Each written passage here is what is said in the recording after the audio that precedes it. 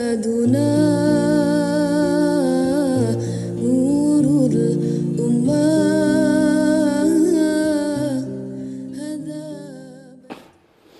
Assalamualaikum warahmatullahi wabarakatuh. Nahmaduka Allahumma kama amartana an nahmad wa nusalli wa nusallimu ala sayyidina Muhammadin wa ala alihi wa ashabihi wa tabi'in wa tabi'ihim bi ihsanin ila yaumil liqa'illahi samad. Amma ba'du. Sahabat salami yang dimuliakan Allah Subhanahu wa taala, alhamdulillahirabbil alamin, kita bersyukur kepada Allah Subhanahu wa taala atas nikmat-nikmat yang telah Allah berikan kepada kita, terutama nikmat iman dan nikmat Islam. Semoga kita diberi kekuatan untuk menjaga kedua nikmat yang sangat agung ini hingga kita dipanggil menghadapnya. Salawat dan salam kita aturkan kepada junjungan kita Nabi Muhammad sallallahu alaihi wasallam. Mudah-mudahan kita termasuk golongan umat-umatnya yang akan diberi syafaatnya fi yaumil qiyamah. Amin ya rabbal alamin. Sahabat salami yang dimuliakan Allah Subhanahu wa taala. Di dalam Islam, agama yang kita cintai ini ada salah satu ibadah yang sangat penting, karena ibadah ini menentukan sah tidaknya, menentukan diterima tidaknya ibadah-ibadah yang lain. Salah satu di antara ibadah yang kami maksudkan adalah ibadah berwudu. Apabila benar wudu kita, maka sah salat kita. Apabila benar wudhu kita, maka ibadah-ibadah yang membutuhkan wudhu seperti membaca Al-Quran, sholat dan sebagainya, maka sah dan diterima. Namun jika wudhunya tidak benar, maka bacaan Quran kita, sholat kita pun menjadi tidak diterima. Pada kesempatan kali ini kita akan membahas tentang hikmah di balik gerakan-gerakan wudhu. Ibadah wudhu ini termasuk ibadah yang bersifat tauqifiyah. Tauqifiyah artinya tetap, paten, tidak berubah-ubah. Artinya dari dulu hingga sekarang sampai kapanpun ibadah berwudhu, kaifiyahnya, tata caranya, syarat rukunnya, dan lain sebagainya tidak akan pernah berubah. Sekali lagi, ini termasuk ibadah yang tauqifiyah, yang sudah tetap, yang sudah paten, tidak berubah-ubah.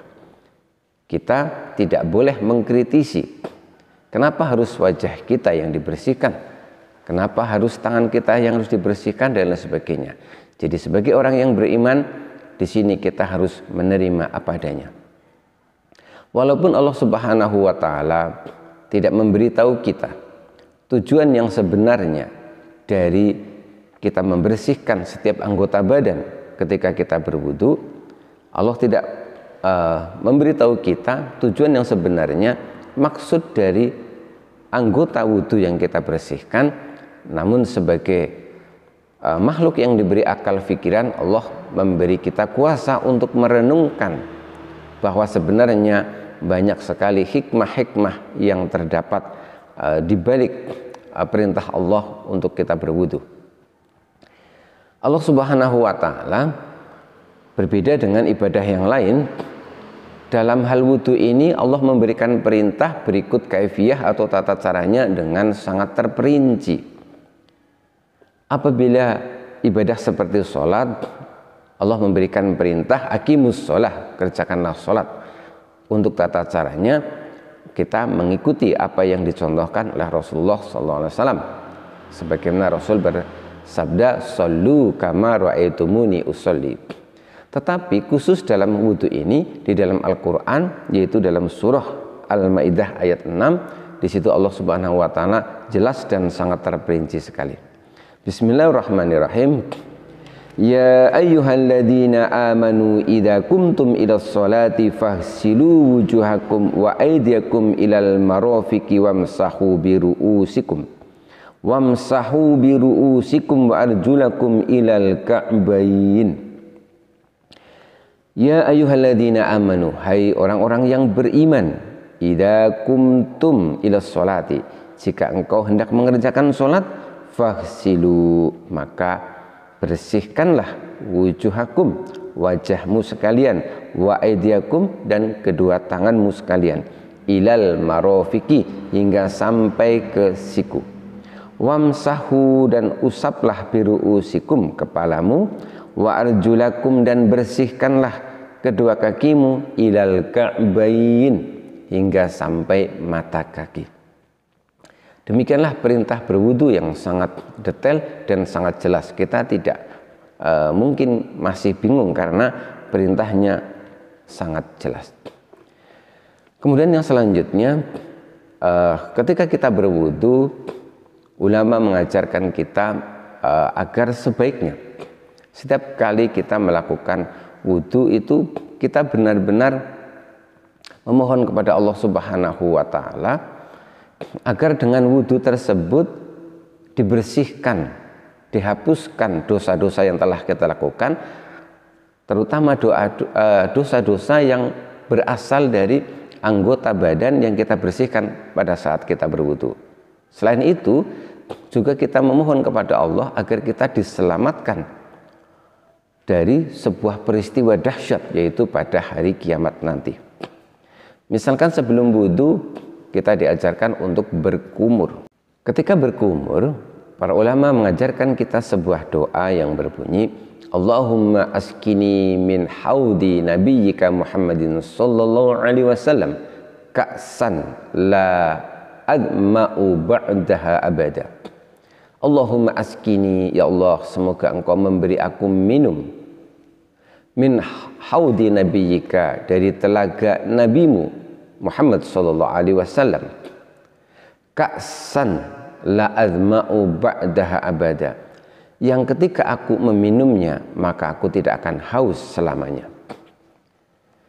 Ketika kita berkumur, tidak hanya kita membersihkan kotoran-kotoran yang ada di dalam mulut kita, kita tidak hanya memohon agar dosa-dosa yang keluar dari mulut kita dimaafkan oleh Allah Subhanahu wa Ta'ala, tetapi lebih dari itu kita diajarkan untuk berpikir, memohon pertolongan kepada Allah. Pikiran kita sudah sampai ke akhirat, karena di akhirat sana, yaitu di surga, ternyata Allah Subhanahu wa Ta'ala telah menyiapkan satu telaga khusus untuk Rasulullah SAW. Pada suatu ketika Rasul pernah bersabda, li haudun, aku memiliki sebuah telaga, abyadu minal laban, airnya lebih putih daripada air susu, wa ahla minal asal, dan airnya rasanya lebih manis daripada madu. Man syariba minhu, barang siapa yang minum dari telaga itu, kata Rasul, maka la yatma'u abadan, maka dia tidak akan haus selamanya. Inilah yang disampaikan oleh Rasul, bahwa di surga sana ada telaga khusus yang itu diperuntukkan oleh Rasul kemudian diperuntukkan untuk umatnya. Saat kita berwudu, kita membayangkan, kita memohon pada Allah Subhanahu wa Ta'ala agar kita bisa ikut merasakan kenikmatan dari telaga tersebut. Sahabat salamin dimuliakan Allah Subhanahu wa Ta'ala. Kemudian setelah itu kita diajarkan untuk istinsyak, yaitu kita memasukkan air ke dalam hidung untuk membersihkan rongga hidung, lalu dikeluarkan kembali. Pada saat itu ulama juga mengajarkan kepada kita sebuah doa yang berbunyi, Allahumma la tahrimni raihata jannatik, ya Allah, semoga engkau tidak mengharamkanku untuk bisa merasakan harumnya, wanginya surga. Ini sebenarnya doa ini berkaitan dengan hadis Rasulullah SAW, di mana Rasul pernah menyampaikan bahwa surga itu bau wanginya, bau harumnya itu sangat luar biasa, sudah bisa tercium, kata Rasul, min masirati arba'ina sanatan, dari seumpama perjalanan yang ditempuh selama 40 tahun. Jadi begitu harum, begitu wangi surga tersebut. Maka ketika kita berwudu, ketika kita istinsyak, di situ ulama mengajarkan kita sudah membayangkan, kita sudah memohon pada Allah Subhanahu wa Ta'ala agar kita benar-benar termasuk hamba Allah yang diberi kesempatan untuk bisa merasakan harumnya, wanginya surga tersebut. Kemudian yang selanjutnya kita masuk kepada gerakan wudhu, yaitu setelah niat, yaitu kita membasuh wajah. Kenapa wajah yang kita basuh? Kenapa wajah yang kita bersihkan? Di antara hikmahnya adalah karena di wajah kita ini ada anggota badan seperti mata, hidung, dan mulut, di mana anggota badan ini sering sekali melakukan perbuatan dosa. Maka ketika kita berwudu, kita mohon pada Allah Subhanahu wa Ta'ala agar dosa-dosa yang berasal dari anggota badan tersebut bisa dimaafkan oleh Allah Subhanahu wa Ta'ala. Sebagaimana Rasul menyampaikan bahwa barang siapa yang sungguh-sungguh berwudu, maka akan keluarlah dosa-dosanya. Rasul pernah menyampaikan, man tawaddo'a fa ahsanal wudu'a khurajat khotoyahu min jasadihi hatta takhruja min tahti adfarihi. Man tawaddo'a, barang siapa yang berwudu, fa ahsanal wudu'a, kemudian dia berwudu dengan sebaik-baiknya wudu, maka khurajat khotoyahu min jasadihi, akan keluar dari tubuhnya apa itu? Kesalahan-kesalahannya, dosa-dosanya, hatta takhruja min tahti adfarihi, bahkan akan keluar dari bawah kuku-kukunya.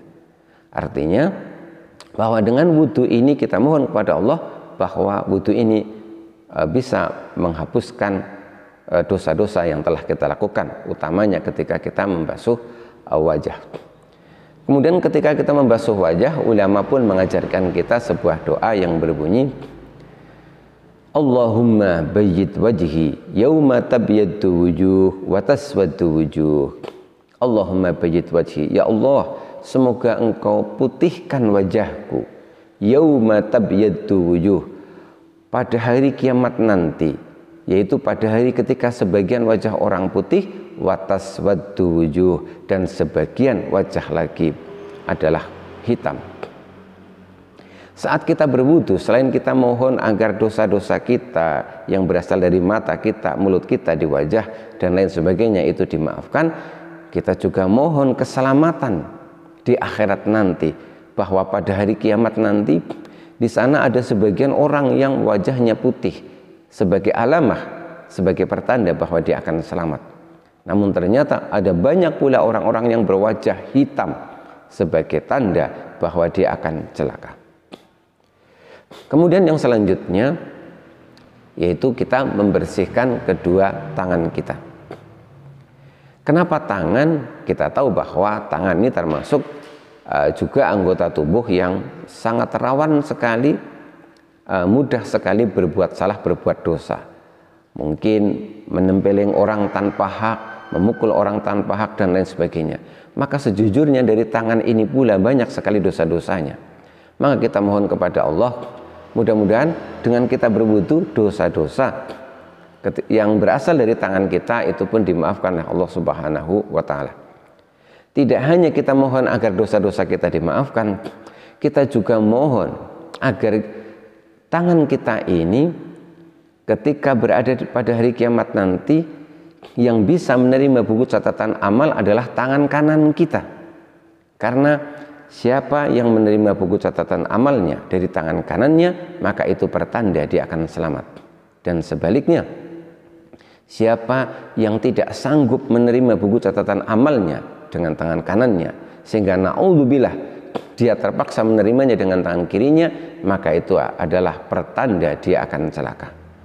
Di dalam Al-Quran Allah berfirman, Bismillahirrahmanirrahim, fa amma man utiya kitabahu biyamini fasawfa yuhasabu hisaban yasira wa yanqalibu ila ahlihi masrura.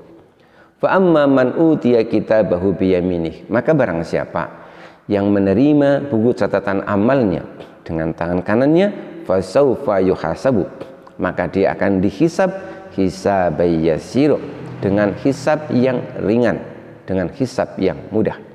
Wa yanqalibu ila ahlihi masrura, dan setelah itu dia pun masuk surga dan berkumpul kembali dengan keluarganya yang telah masuk surga terlebih dahulu. Karenanya saat kita membasuh tangan kanan kita, ulama pun mengajarkan sebuah doa kepada kita yang berbunyi, Allahumma a'tini kitabi biyamini wa hasibni hisabai yasir. Kemudian saat kita membasuh tangan kiri kita, ulama pun mengajarkan kita doa, Allahumma la tu'tini kitabi miyasari wala miwarai dhuhri. Ya Allah, semoga Engkau tidak memberikan kitabku miyasari dari sebelah kiriku wala miwarai dhuhri, juga jangan sampai Engkau memberi kitabku dari balik punggungku. Doa ini sebenarnya berasal dari ayat Quran di mana Allah menceritakan tentang penyesalan orang-orang yang hanya bisa menerima buku catatan amalnya dengan tangan kirinya. Dalam Al-Quran Allah berfirman, wa amma man utiya kitabahu bishimalihi fayaqulu ya laitani lam uta kitabiyah. Wa amma man utiya kitabahu bishimalihi. Adapun orang-orang yang diberi kitabnya, dia menerimanya dengan tangan kirinya, fayaqulu, maka orang tersebut berkata, ya laitani lam uta kitabiyah, andaikan saja aku tidak diberi kitab ini. Sebuah kalimat, sebuah ucapan yang menunjukkan dia menyesal karena dia tahu dia akan celaka karena dia menerima buku catatan amalnya dengan tangan kirinya. Sahabat salamin dimuliakan Allah Subhanahu wa taala. Setelah kita membersihkan kedua tangan kita, selanjutnya kita mengusap rambut kepala kita. Ulama mengajarkan kita sebuah doa yang berbunyi, Allahumma harrim sya'ri wa bashari minan nar wa adillani tahta arsyika yauma la dilla illa dilluk. Yang artinya, Allahumma harim sya'ri wa bashari minan nar. Ya Allah, semoga Engkau mengharamkan, Engkau melindungi rambutku dan kulitku agar tidak terbakar api neraka. Wa adillani tahta arsyika. Ya Allah, semoga Engkau memberiku perlindungan di bawah arasmu. Yauma la dilla illa dilluk. Pada hari kiamat nanti, ketika tidak ada perlindungan kecuali perlindunganmu.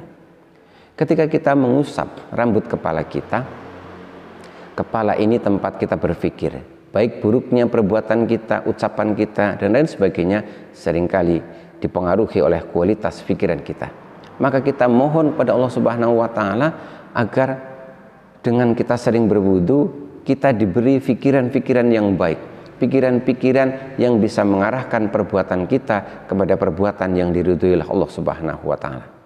Kemudian selain itu, kita juga mohon kepada Allah agar kita benar-benar diberi perlindungan pada hari kiamat nanti, agar kita jangan sampai masuk neraka di mana dibakar seluruh tubuh kita di tempat itu.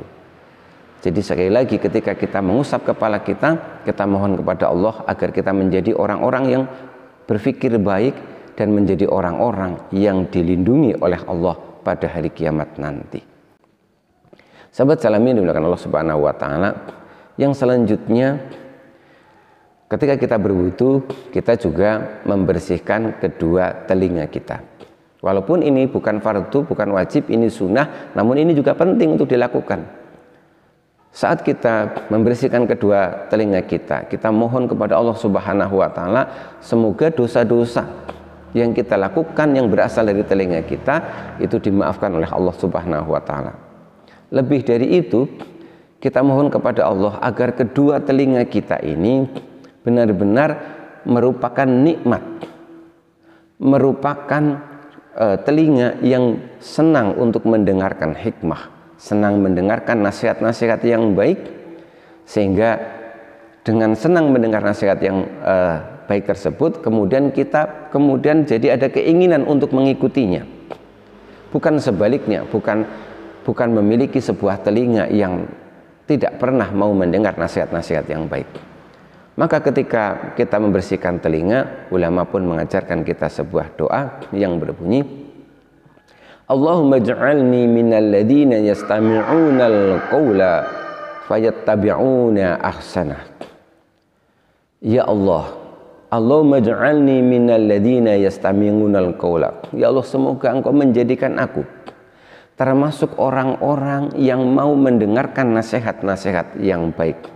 fayattabi'una ahsanah. Kemudian setelah mendengarkan itu, semoga engkau menjadikan aku termasuk orang-orang yang mau mengikuti nasihat-nasihat terbaik tersebut. Doa ini sebenarnya berasal dari ayat Quran yang berbunyi, alladzina yastami'unal qawla fayattabi'una ahsanah, ulaika alladzina hadahumullah wa ulaika hum ulul albab. Orang-orang yang yattabi'unal qawla, yang mau mendengarkan nasihat-nasihat yang baik, fayattabi'una ahsanah, kemudian dia mengikutinya, ulaikal ladzina hadahumullah, maka orang-orang yang seperti inilah orang-orang yang mendapatkan petunjuk dari Allah Subhanahu wa taala. Wa ulaika hum ulul albab, dan orang-orang yang seperti inilah yang masuk kategori ulul albab, orang-orang yang berakal, orang-orang yang memanfaatkan akalnya dengan sebaik-baiknya. Jadi sekali lagi, ketika kita membersihkan telinga kita, kita mohon kepada Allah, selain dihapuskan dosa-dosa yang berasal dari telinga, juga kita mohon agar dengan telinga ini kita bisa mendengarkan nasihat-nasihat yang terbaik, kita bisa mengikutinya, sehingga kita dikelompokkan sebagai ulul albab, yaitu orang-orang yang berakal, orang-orang yang menggunakan akal pikirannya sesuai dengan yang diperintahkan Allah Subhanahu wa taala. Sahabat salamin dimuliakan Allah Subhanahu wa taala. Kemudian yang berikutnya ketika kita berwudu adalah kita membersihkan kedua telapak kaki kita ilal ka'bain, hingga sampai mata kaki. Ulama mengajarkan kita sebuah doa yang berbunyi, Allahumma sabbit qadami 'alas sirat yauma tazillu fihil aqdam. Ya Allah, Allahumma sabbit qadami, ya Allah, semoga engkau tetapkan kedua telapak kakiku ini yauma tazillu fihil aqdam, pada hari ketika banyak kaki-kaki tergelincir.